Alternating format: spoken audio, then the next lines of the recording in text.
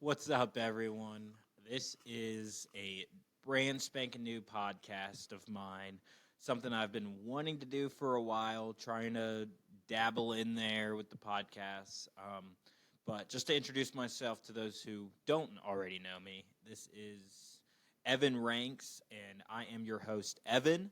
Um, like I said, it's something I've been wanting to do for a while. I actually in college had done a project using a podcast, and it was a full-on hour-long podcast. It was extremely difficult, so I had this sort of respect for people who are doing podcasts now. My fiance listens to one. I listen to Theo Vaughn. It's just something super cool to do. And I had come up with this idea with the help of a couple of my buddies.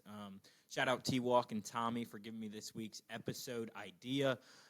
This is going to be a very audience-centered podcast. I want you guys to essentially give me categories, and I rank them. 1 through 10, 10 of course being the best, 1 being the worst, however that situation works. This week it is fantasy football / my fantasy football team. Now, I'm in a couple of different leagues, so it makes it a little bit different. Ironically, it works out great because in one league I am doing absolutely great. The other league, I'm in the middle. I'm in the hunt for the playoffs. And then the last league, I've been out of the playoffs for literally 2 weeks now. Yeah, so that league does not matter at all. But I'm sort of going to just to start this, I want to talk about fantasy football as a whole. Fantasy football might be one of the greatest, if we call it an invention, one of the greatest inventions ever. Football's great. Everybody loves college football. They got more things to play for, like playing for a national championship, playing to get into the Super Bowl. All those fun things go into factor. Not to mention, we're all diehard UVA fans here in the Charlottesville area. So just week by week, seeing if we actually get better, improve, and win a game is always fun to watch, especially when you're drunk, tailgating. I mean, come on now. But so fantasy football being on an NFL standpoint, I could care less about professional sports. I like college instead of professional sports, but fantasy football, fantasy in general, just gives you a whole nother reason to watch and enjoy the games. Like, I would never be rooting for Seattle Seahawks offense if I didn't have DK Metcalf on my team. I wouldn't be rooting for Nick Chubb to come off the IR because I'm a Ravens fan. I don't want the AFC teams to do, or I think that's AFC North. I don't want them to do better than my Ravens. So, I mean, fantasy football allows you to enjoy every single game if you have a player on there. This year, I've literally gotten almost every single game. Someone on one of my teams in one of my leagues is playing, and it's so much more enjoyable, even if it's the frickin' Browns punter that I'm rooting for to get a punt inside the 20-yard line. I mean, it's so much more enjoyable than to sit on the couch and just be like, yeah, I really don't care who wins this. Just regurgitating all of the the stuff that doesn't matter, essentially. But I want to hone in on one of my teams specifically. If I have time, I might pivot to another one of them. I might even talk about all three of them. But to start this, we're going to talk about old Chubby Knees. Yes, you heard that right. Team name is, in fact, Chubby Knees. Chubby Knees is named after Nick Chubb. We were Rub My Chubb for the first 2 weeks until our AFC rivals, the Pittsburgh Steelers, came in and do what they do best, hurt people. Yes, that is correct. They hurt people. And they absolutely destroyed Nick Chubb's leg in week 2. So, Chubby Knees. Chubby legs, just didn't sound as good. And if you remember Kevin Ware, this is a Kevin Ware situation. I mean, full-on bone broken in half type of situation. So, hence the name. I'm rocking with a clean 8-5 record. I checked this morning after the waiver wire, and I have officially clinched the playoffs. I have officially clinched the playoffs. That's what it says on my fantasy football home screen. So, I'm in the playoffs. That's clearly a good thing. However, if you look at my team, currently, Baker Mayfield is my starting quarterback. I just got Russell Wilson, so he is also on my team. So that's something fearful to think about when you're playing my brother, who is 11-2, and my buddy Tommy, cruising with OJ, if you will. His team is absolutely lights out. I'm going to end up playing him first round. I need a freaking quarterback to compete. I mean, DK, Terry McLaurin, Kelsey, Mike Evans, all of them are star-studded players, but I need a quarterback guaranteed to drop me 20 points in the playoffs. Right now, I got Zach Moss in my starting lineup because I have running backs this year are just actually irrelevant.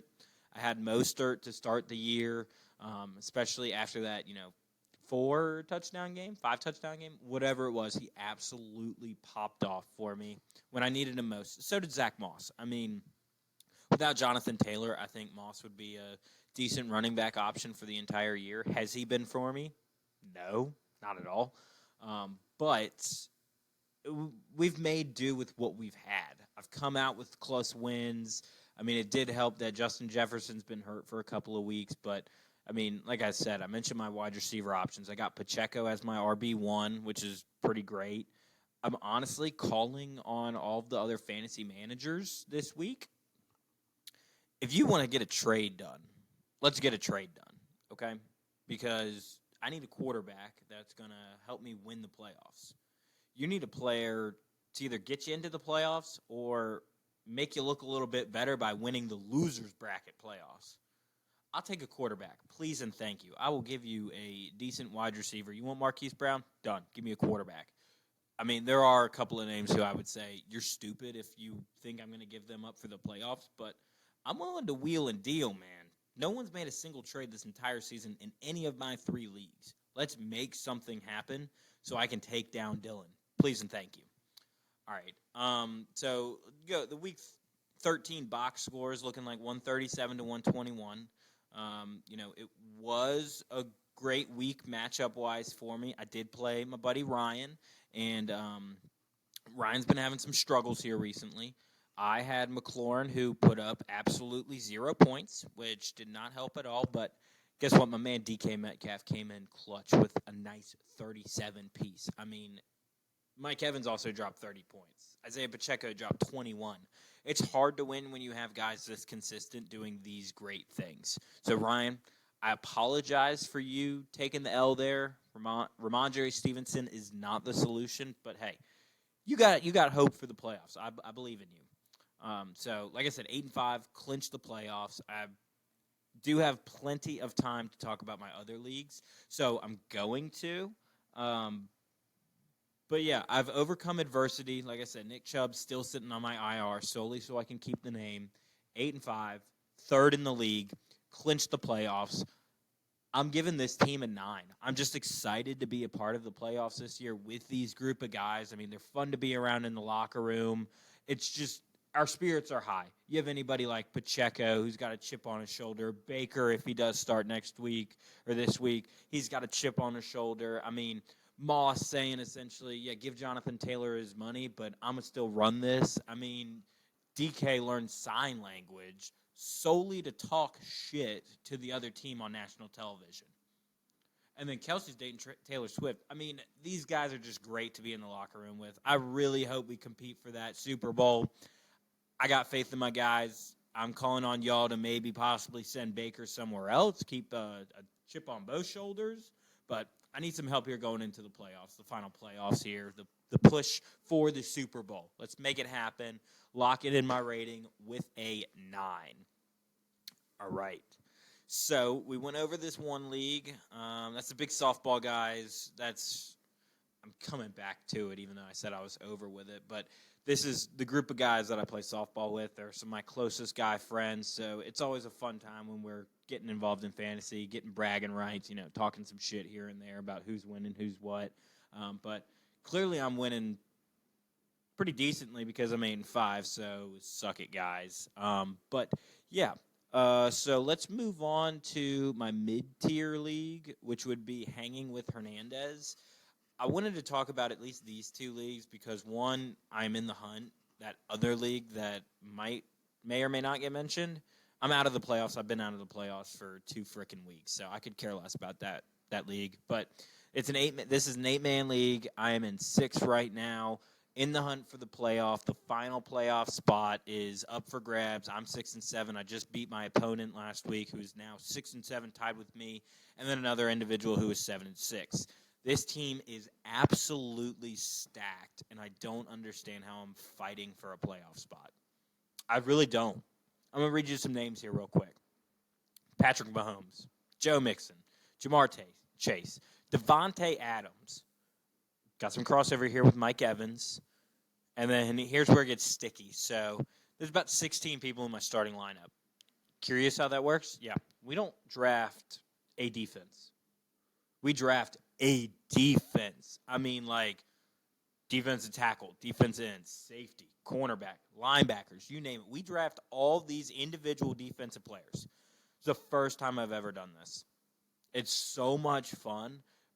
But, dude, it felt like I was watching the East and West Bowl when I was drafting. I was seeing these random names that I had never heard of before, people that I have no clue where they're from, how long they've been in the league, if they're good or not. I mean, I didn't know who Diamador Lenore was, but here he is. Or you got David Onyemata. Like, where's Dan Smith from BYU? I trust him on my team, but I don't know these other guys. But I have a pretty stacked team. I ended up – so the funny part about this is I'm in the hunt, and when we had this draft was a day where my buddy had asked if everybody was free, and I was like, oh, dude, it's a Sunday. Yeah, I'm 100% free. Well, it turned out that me and my fiance were at Lake Anna with a bunch of her friends on a boat, tubing, enjoying the final days of summer, whenever it was when it crosses that nice weather to fantasy football season. I don't know, August, I guess is when that is, but I distinctly remember we're in the car. I got to pee so bad I have to pee. And I'm sitting there, I'm like, oh my gosh, dude, I have a fantasy draft in like 2 minutes. I need to draft. Like, I'm a little buzzed. I'm sitting in the back seat. Like I said, I got to pee, pull over at the closest BP. We're sitting in traffic, and I'm drafting players. So my approach this year, because I had thought it was going to be a very pass-heavy league and that there were plenty of running back options, boy, was I wrong, and this backfired on me. I went, and let me take a look at this team. This was a unique one. I went and run wide receiver, tight end and Mark Andrews, or wide receiver, Patrick Mahomes or Mark Andrews, flip-flop, whichever one. I went both of them, and then I finally went to a running back. So I drafted 4 people before I got a running back, and thank goodness Joe Mixon was available because he was my only RB1 hope. I have him. I got Javonte Williams. Everybody thought Najee Harris was going to be good. He was going to be RB1 for Pittsburgh. Well, as a Ravens fan, I'm happy to say this, but Pittsburgh sucks. They are not making the playoffs. Kenny Pickett is not the solution. You finally listened to people and fired Canada. Took you what? How many weeks was it? 12? 11? Like, nobody wanted them there in the first place, but like I said, I got a very good team. I got defense-wise, Devin Witherspoon, young guy on the Seahawks, trying to prove himself, doing great things. I got Hutchinson, another young guy on Detroit, looking at Nick Bosa for San Francisco, a little bit of a vet there. Linebackers just kind of go crazy as well. Quay Walker and Terrell Bernard after Matt Milano got hurt. I had Milano, but Milano is now on the IR. He's done for the year. The steal of the draft was a guy that I had no idea existed, and Daniel Hunter plays for the Vikings. He has put up, oh my gosh, man. I'm actually going to pull it up. He has put up big numbers throughout the consistent year. Week 1, 13. Week 2, 21. Another 13. Had some slump, 5 and 6, 18-point game. Last week he put up, or before his bye week, he put up another 21. Like, this man literally is essentially an extra man on offense. So I've been doing really good here. 6 and 7, like I said. Last week I squeaked out a win with 235. Again, shout out DK Metcalf for scoring another 37 points for me. Absolutely crazy. See another couple of key stats here, but Jamar Chase with 31. This is not my DK Metcalf league. My apologies, but Nico Collins, 34, so you got 34, 31 between my 2 wide receivers, not to mention my flex with Mike Evans throwing in another 30. It's hard to win when you have 3 wide receivers, 1, 2, and flex, and they put up almost 100 points. That's absolutely insane. Hard to lose that way.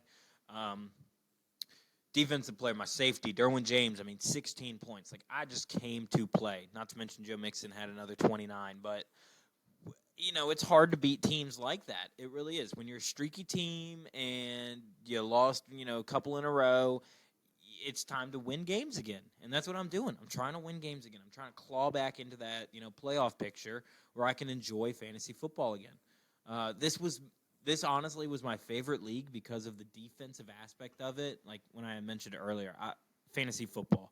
We like it because it's more interactive to watch the games. Well, I'm a Ravens fan. Not once in the past 6 years that I've played fantasy football have I had a Ravens player that actually mattered. I had Bateman last year, and he was kind of a bum. I got Mark Andrews this year. Good to root for the first 10 weeks, and then he's now out for the season, man. But being that this was the defensive league, I have every single game that I have tuned in for, I have had someone to root for. And I think that just makes it so much more enjoyable. But these are a group of guys that, like I said, I met from college. At least one of them is, and it's his friend group. I'm just happy to be a part of it, see if I can't kick ass and take names. But ranking-wise for this one, I think I'm going to go a 7. I say a 7 because it's been, like I said, the defensive league part of this is super fun. Last year they did a pirate league, which is essentially if I win, I can save a player. I can save them for 1 week and 1 week only, but I can save that player and use them for next week. And as long as I keep winning, people don't steal players from me. I steal players from them, and they come on my team and play on my team. So it's pretty cool. They do a lot of fun stuff, but I'm going with a 7 just because I am in the hunt. It's still interesting. It's still engaging. I could have been a lot better, so there's some downsides there. But all in all, it's a pretty fun fantasy football league. So you have a 9 and a 7. I still have plenty of time to talk about this last team, but I think I'm going to skip on that one, kind of pop back in about chubby knees and the big softball guys. Just because I think this does play a big factor into like the whole. I haven't actually rated fantasy football as a whole yet, but I think playing with a group of guys, like if I got in some random 12-man league with a bunch of randos, I could win the championship, but at the end of the day, I don't care. I want bragging rights. I want to bet money. I want whatever the fun is in fantasy football, but with my buddies. I could have if I were a millionaire and I put $1 million in a fantasy football league with a bunch of rich guys and I won, yeah, that money is going to be nice hitting my bank account, but I want to play with people I'm friends with and that I can engage with. Like, if we all went to the brewery on Sunday and watched the game, I can talk a little shit to them and see, how it's going to look because I'm playing them this week or, I'm playing them next week or I'm looking to get in the playoffs to play against them. Like, that's fun. Now, with all that being said, Tommy cruising with OJ what is his record? Let's see here. He's clinched the playoffs essentially. He's better than I am. It's looking like I will play him week 1. He's 9-4. My brother's 11-2. Both of these two people. I mean, I'm pretty sure Dylan auto drafted this league. I mean, looking at his team, he's got Dalton Kincaid at his tight end. He's got 3 tight ends on his team. His team has absolutely no depth. But he's 11-2. He's just going crazy. I mean, it's just absolutely insane. But him and Tommy had absolutely no business being the star stud. I'm pretty sure they were both projected to be the last people finishing in the league. But they both have a stacked team now. Dylan's not so much. But they're winning just consistently. Every single week, I see them clutching out a win. And frankly, no offense, Tommy, I love you dearly, but he's not the biggest football guy. He doesn't pay attention to the rosters. He gets the notification, so he knows who's on the IR and this and that. But, I had told y'all when I was in my defensive league, I didn't know half the people in there. Tommy doesn't know half the people in the NFL, not alone the offensive people. And he's over here at 9-2, or 9-4, 10-4, whatever it is, just absolutely killing it. I mean, I thought I was projected number 1 to finish overall. I thought I was going to be king. Far from it, but like I said, you get a good group of guys like this, people you see regularly. play video games with or do this and that. And, like, it just adds to the fun of fantasy football. I think I could honestly, I only have a 30-minute max on my podcast anyway, but I could go on for 30 more minutes, an hour, to talk about fantasy football and how much fun it is, stats, everything. I mean, I'm not the biggest, like I said, professional sports fan, and nor am I like a big stat enthusiast, but after participating in fantasy football the past couple of years, like, it's just so much more fun. It makes the Super Bowl so much more fun because you've been following these guys throughout the entire year. I mean, me having 3 leagues this year, I'm going to have someone in the Super Bowl that I could be like, yeah, that guy was a part of my team. He was a part of my clubhouse, like I mentioned earlier, being with Baker and Pacheco in the locker room. Like, it's just a fun time to be a part of things. Like, those are my guys in the Super Bowl. I'm rooting for them. If my Ravens aren't in it, of course. But, like, that's a fun in it. Developing those relationships through fantasy football, not only with the players that I'm saying I know, even though I have no freaking clue who they are, but, like, the buddies you're playing with. I mean, so if I'm going to give fantasy football as a whole a rating, I don't want to go too high. It's the first episode, but I want to hit it on the head because I have said such positive things. I mean, the negative drawbacks of fantasy football is time-consuming. You lose a lot. If you're me or someone else, I guess, you lose a decent bit. And honestly, it takes a toll on you mentally. I'm a dude, and I'm going to tell you that. But fantasy football takes a toll on me mentally when I consistently lose. Almost worse than when we lose in softball. If that makes sense. Is that, like, I'm competitive. If I'm competitive, I don't want to lose. And in fantasy football, if I'm losing, I'm upset. That's the only drawback, but I mean, that's why you play in 3 leagues. 2 of the leagues I'm doing well in. 1 of them I'm not doing well in. I still play in that other one. I don't want to just trade my players off to whoever's struggling or trying to make the playoffs. Like, that's not fun. I want to win as many games and make someone else lose then. If I can kick you out of the playoffs, I'll look at my season as a win. But you got to get there to start. So it's just figuring out the right things there. Honestly, if I'm going for a ranking, I think I'm going to go with an 8.